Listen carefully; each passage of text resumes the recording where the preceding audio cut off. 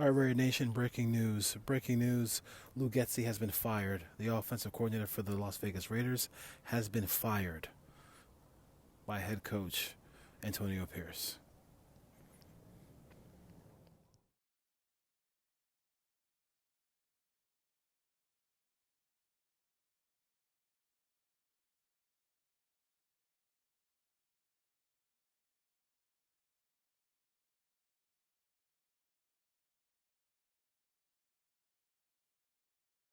Welcome to the Put on Waivers Media Group, home of the Put on Raiders podcast and the Student Body Right podcast. This is your place for the best breakdowns and the best insight for those who fight on and bleed silver and black. Now, here are your hosts, Dwayne Douglas and Ryan Holmes.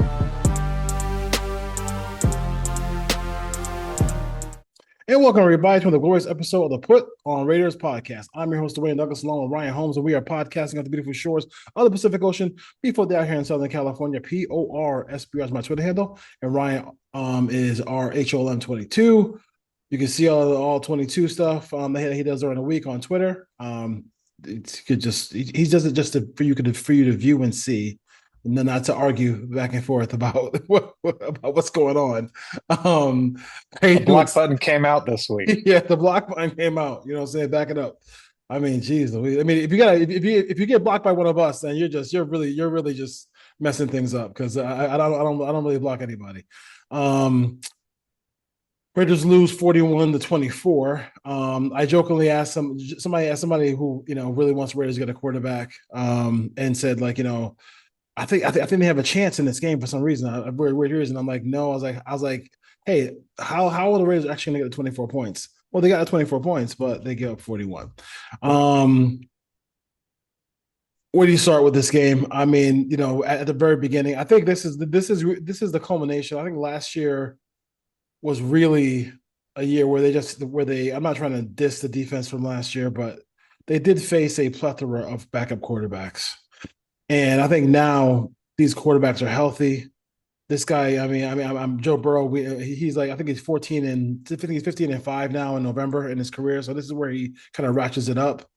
And they have a situation here where, he started the game off hot, and there was no resistance, and the Raiders still can't cover tight ends. So what are we gonna do about that? Yeah, I think Lou Getsy's been getting a lot of heat this year, deservedly so. But I think it's time to start asking ourselves about Patrick Graham. I don't think the Raiders are in any danger of losing him to any head coaching opportunities in the offseason.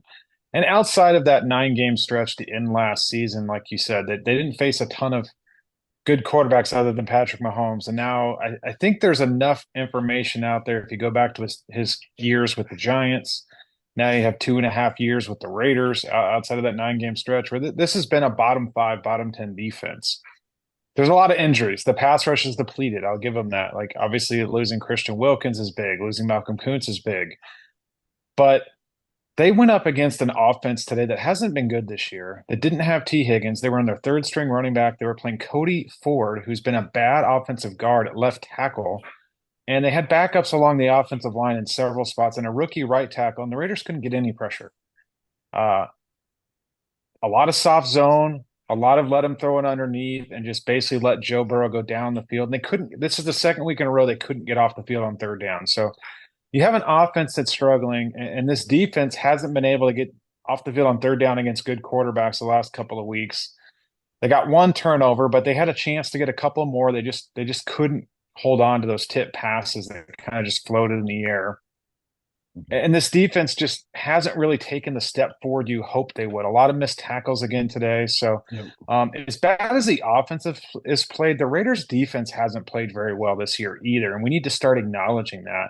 While also we do know that there are injuries. Marcus Epps is another player that's missing. But Antonio Pierce got this job because of how well the defense played towards the end of last year. And the offense, we can talk about no quarterback, banged up offensive line, lack of wide receivers, but there's no reason for this defense to roll over and give up 41 in this game to the team they were playing.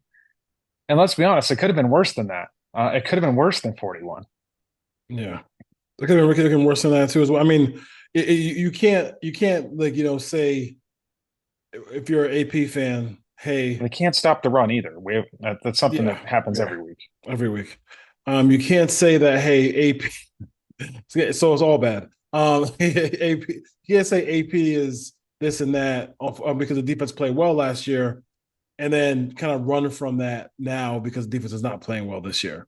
Graham has been not good. Graham has not been good. They've been a mystery defensively. They one week they have like he'll come up with some really nice exotic pressures, and then you don't see it again for like 3 or 4 weeks. And you wonder where it went. So, and then if we're just gonna get if we're just gonna play cover two, cover three, we can get anybody to do that.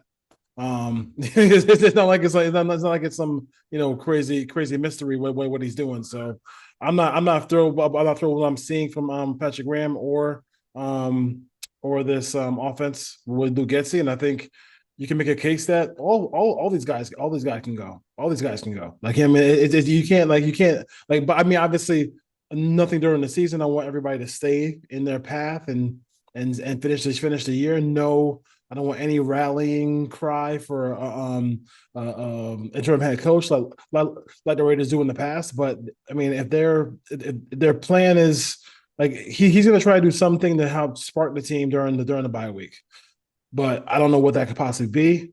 The team is the team right now, and I just don't see any answers for what the Raiders have going on right now. Yeah, I think Antonio Pierce, I'm still on the fence whether or not he should get a second year.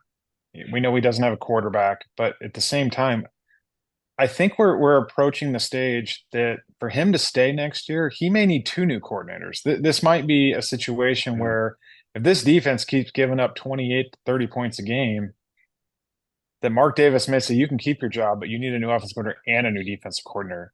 Yeah. If Patrick Graham can't just, come up with a way to stifle some of these offenses. And again, the Bengals were depleted all across the board. And granted, they have Joe Burrow; he's an elite quarterback, but the fact they didn't attack Cody Ford at left tackle, they didn't put Max Crosby over there very often. They didn't bring blitzes to that side. They didn't make those guys communicate that much. They didn't blitz that much this week. And it's kind of, Mhm. just spot dropping and letting guys, run 7, 8 yards down the field and turn around. Like Burrow didn't have to air the ball out, but this defense has to get off the field. They have to create negative plays. They have to get teams into third and long. And when you give up 5, 6 yards of carry on first down and make it second and short, third and short, it's a rough look for any defense. The Raiders have too much talent still on the field to be playing as bad as they are on defense. And as well as we thought they played last week against the Chiefs, they still gave up 27 points. Yeah. And on this whole like, I mean, ill intent, all the other stuff, physical, whatever, physical pain. Like, if the receivers and the tight ends are just going to get free releases on every single play, including in the red zone, that's neither Phil. That's neither. Did he? Oh, I thought he caught that. Sorry. The Rams game is the Ram game. Rams Seahawks game is still in the background. So, um, but if you're going to allow those things, like you gotta if you're gonna give up some yards, you're gonna give up some points, but at least give me something. Give me something physical at the line of scrimmage. Give me something where you're doing something where like you said, like if they're having a back. How many times have the Raiders put a backup on the field and that guy gets torched because the other team is attacking that new tackle or new guard. But then when it's the other way around, then that doesn't happen for the Raiders at all. Like that guy's an all pro. We leave him alone. We let him go. We let him block 1-on-1 against somebody else. It just drives me freaking crazy. I don't have the numbers in front of me, but I want to say Joe Burrow started 15 of 15 this week. And Yes. I want to say Patrick Mahomes was something like 15 of 17 last week early. So, like, you can't let quarterbacks come out and go 30 of 32 in the first half with the offense they have and expect to stay around. So, um, we'll stop using the elite word with this defense. I may stop using the middle of the pack word and just say what it is. This is the bottom third defense, bottom fourth defense in the league right now until they prove Yeah. otherwise. Yeah, and they're just bad overall. They're bad overall. I can't even. There's no words for it.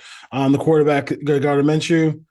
I mean, I think he got hurt in this ball game a little bit, but I mean, let's to be honest with you, I mean, it wasn't like he was anything special in this game. Ritter came in a little bit later. He wasn't the reason they were losing. No, he was not. So He I was just not. want to, I mean, I thought he's played okay the last couple of weeks for who he is. Like, we need to stop pretending that Gardner Minshew should complete every pass and make every read and should basically be playing at a Hall of Fame level because that's not who Gardner Minshew is. No. Um, Once again, the Raiders couldn't run the ball. I think it was 21 carries for 60 yards, something like that. Mhm. Couldn't run the ball.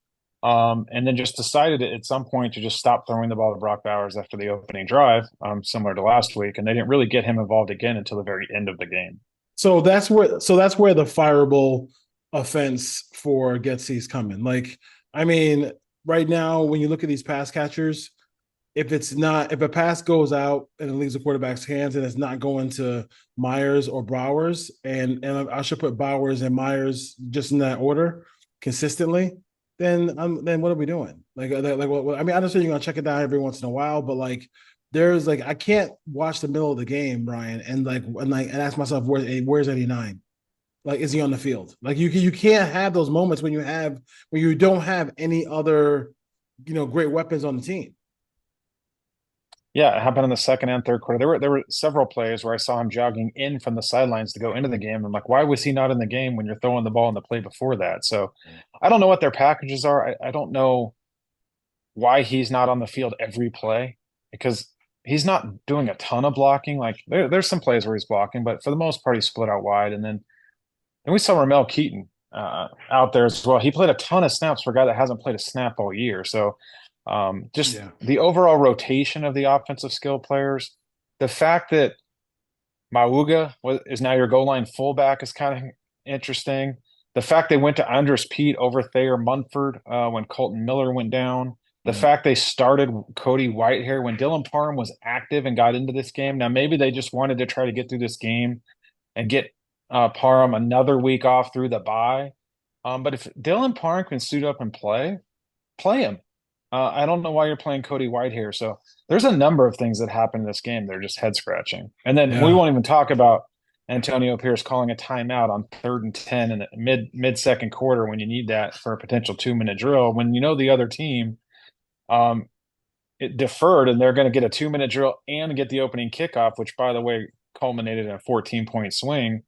And the Raiders could have used that timeout because Luke Getsy decided to call a wide receiver screen and a running back screen on 3rd and 4 when the Raiders didn't have any timeouts left. So I don't know why Luke Getsy's calling a running back screen on his own side of the 50-yard line with no timeouts in 20 seconds. Because even if that gets completed, the likelihood is he gets tackled in bounds. You can't spike it in the half ends. And if you do spike it, you're still looking at like a 60-yard field goal at that point. So kind of baffling. And then the other side of it, again, and I defended him last week when Antonio Pierce called down 2 touchdowns, called timeouts with 5 minutes left, because at that point you need to get the onside kick. But there was no reason for him to call timeout with 6.5 minutes left after giving up a 5-yard run on first down.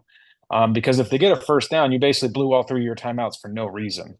If it's a 1 or 2 yard run, you get to 2nd and 9, okay. But on 2nd and 5, the way they were playing defense, you're probably giving up a first down anyways. And then you call it with 5 minutes left after first down. But again, just bizarre use of the timing of when he used timeouts for what seems like the 9th week in a row. I think Luke Getsy on that screen pass, he was like, guess what? Nobody's gonna think about it. Nobody's gonna expect it. The trade deadline is one day away.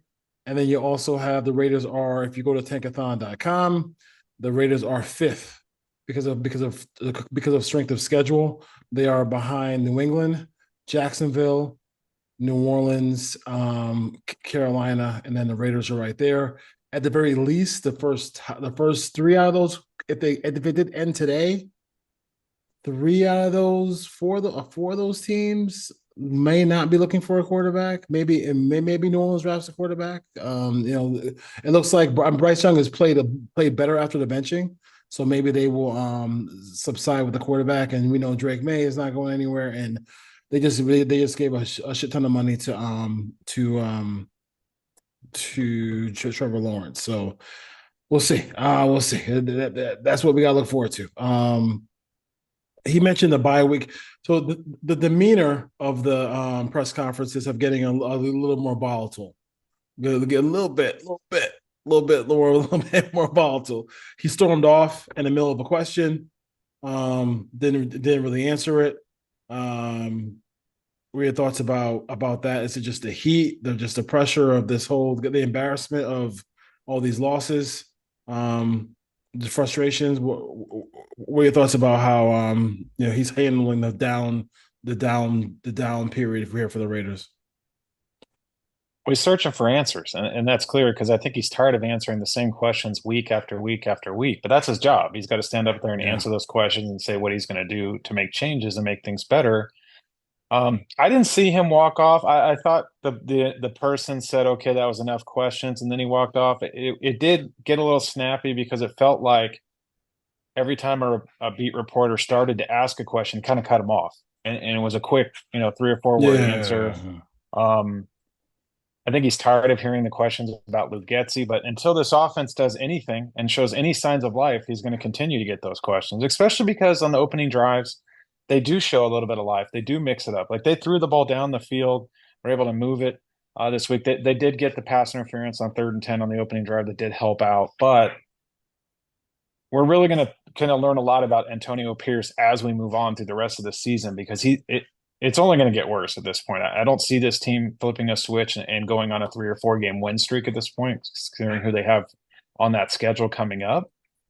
So he's going to have to do some searching here during the bye week and figure out how they're going to get this thing turned around. You heard him referring a lot to the youth of this team and all the young players getting snaps. And if that's the way they want to go at this point with 7 losses, they're essentially eliminated. Unless they win 8 games in a row, they're essentially eliminated from the playoffs. So you may see this team after the bye start to play some younger guys. I think um, on the left tackle, hopefully Colton Miller can play because we got a chance to see Thayer Munford become a speed bump for Trey Hendrickson there in the second half when he had to play left tackle. I don't know what happened to Thayer Munford because he showed a little bit better last year, but today he just got run over. Desmond Ritter took 4 sacks in the quarter and a half he played. yeah, So this offensive line needs to play a little bit better.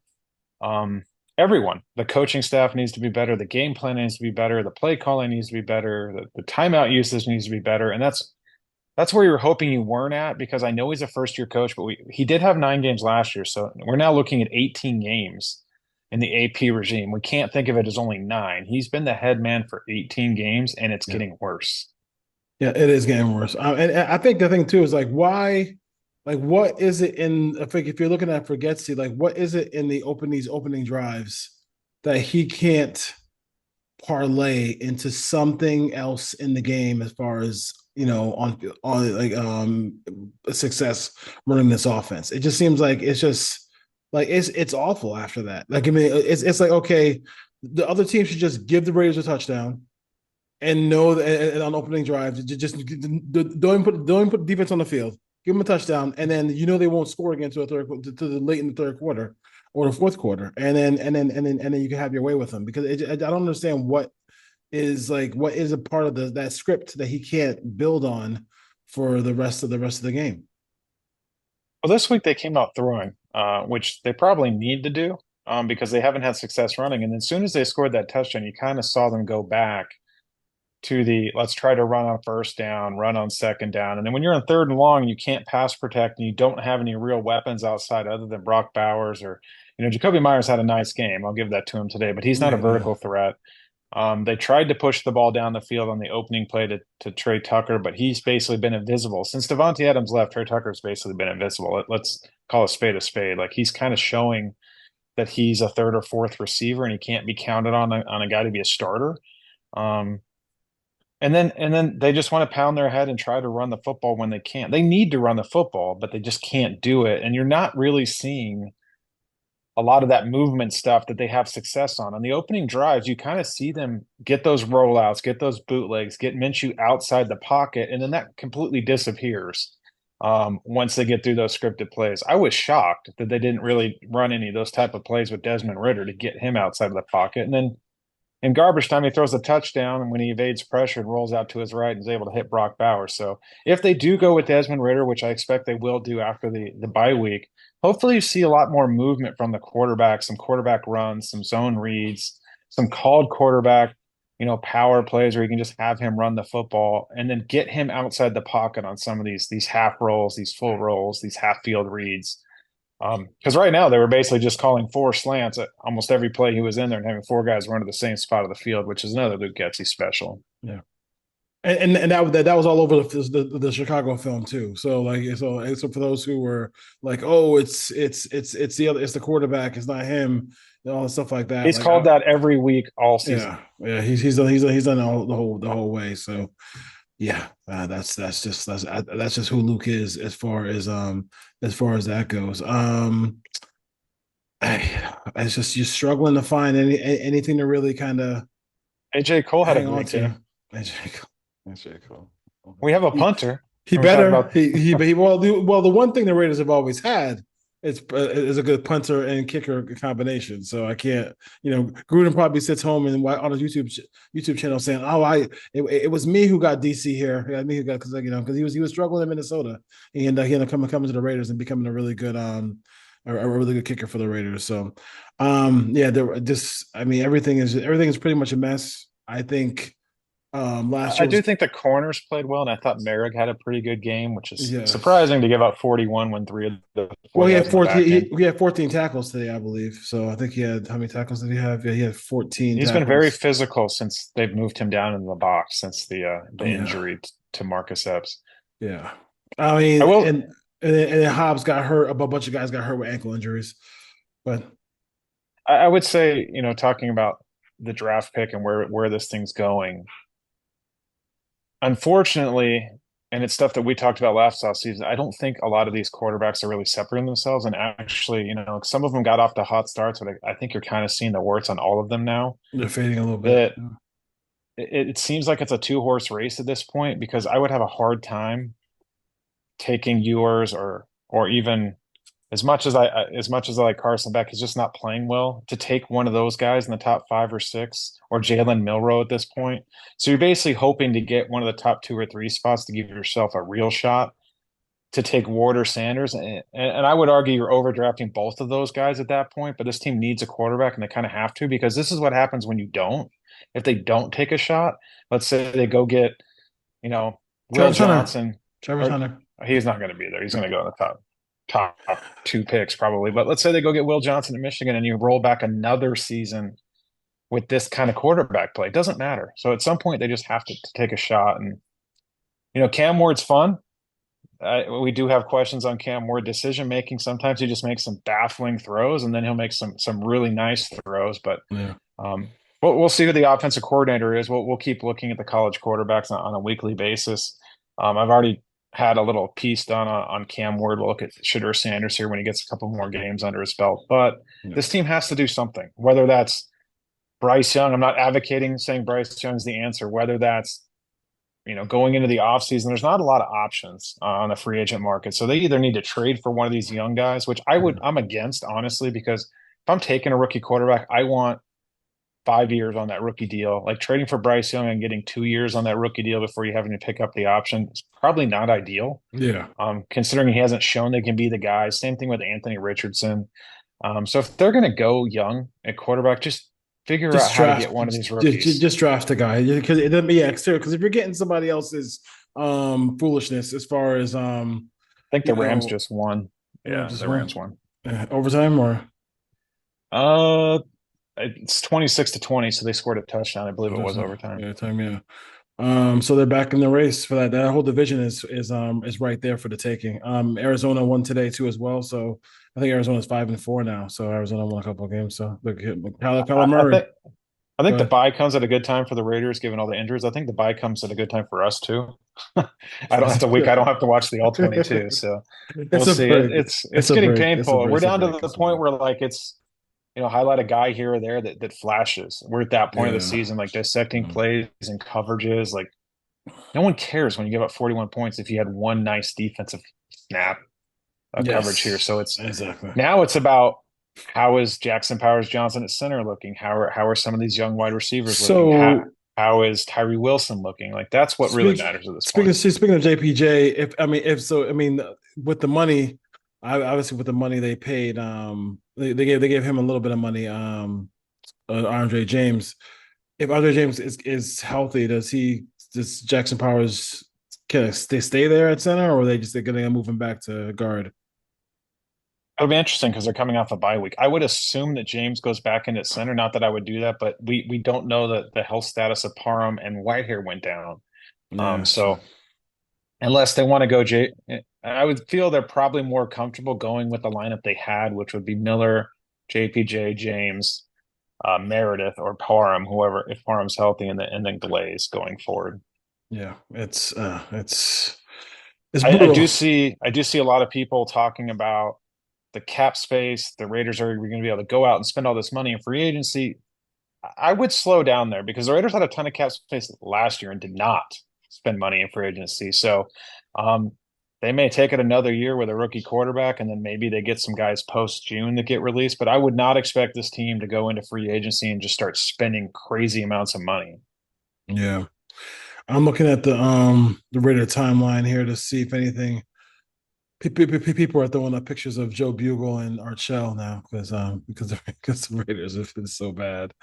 But yeah, I don't see anything big anywhere. Anything around the league, real quick? You wanna jump on real quick before we head out because or is a reaction to the Raiders losing today? It's been and it's a reaction that we could probably play on repeat, but we like talking to you.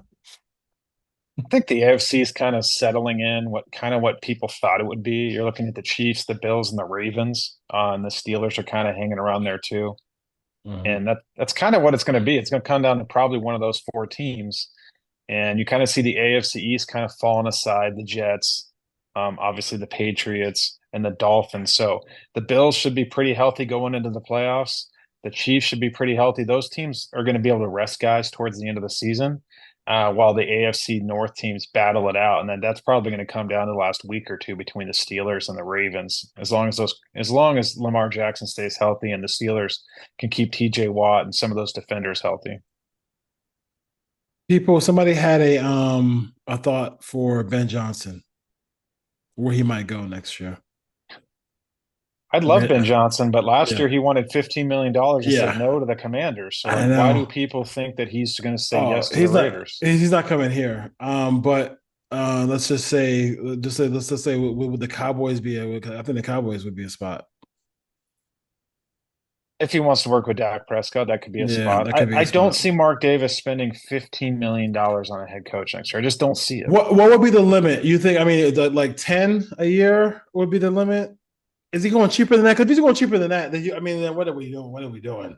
We don't know if he's still paying Gruden, but we know he's still paying Ziegler and he's still paying McDaniels. And he's going to have to pay AP if he lets him go. So, like, he's not going to just start spending crazy amounts of money on coaches. So, I Oh would my think God, he that's might go the veteran brutal. route. That's Maybe brutal. Vrabel, he might go to 10. I don't see him going 10 plus $1 million on a guy who's never been a head coach before.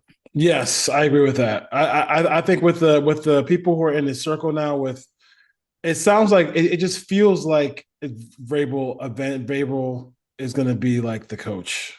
I don't know why I get that feeling. He's going to be the coach of the Raiders. I just feel like he's going to be the coach of the Raiders.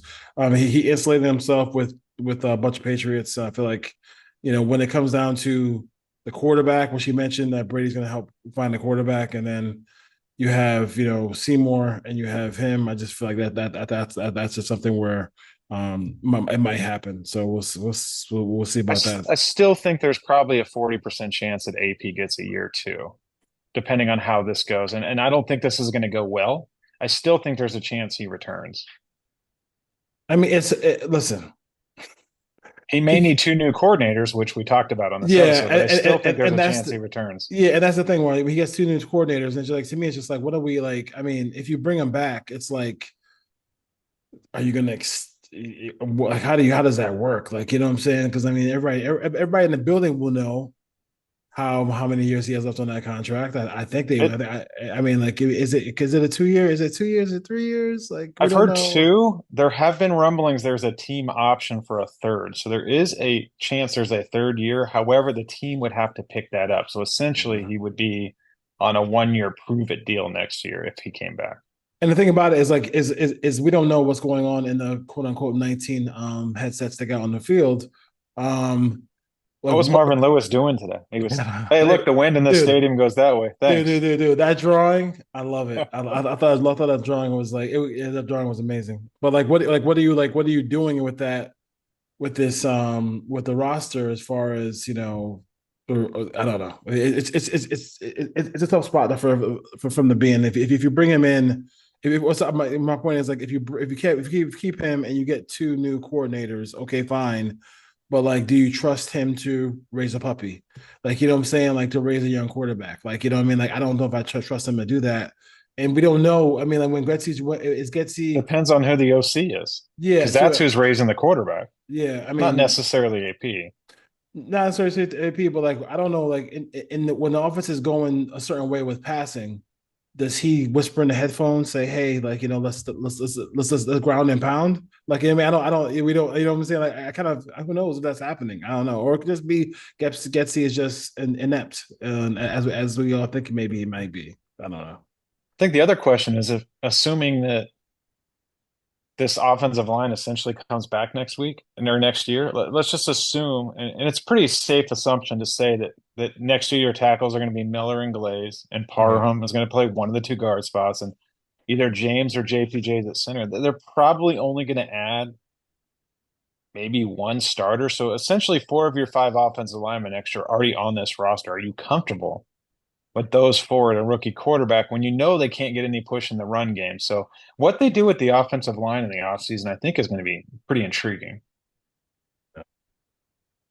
Interesting. We'll see. We'll see. We'll see what happens. Raider Nation. But we have a punter Yeah, punter. and, I and may, mostly yeah, a kicker. yeah, mostly a kicker. I might come on the rest of the week. For me and Ryan, we'll probably see you next week.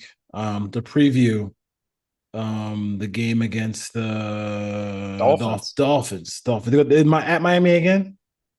I believe yes, it's at Miami. I love the schedule has these games that just when you see who you know who the opponent is, you know you're going they're either coming to the Raiders or that you're going there.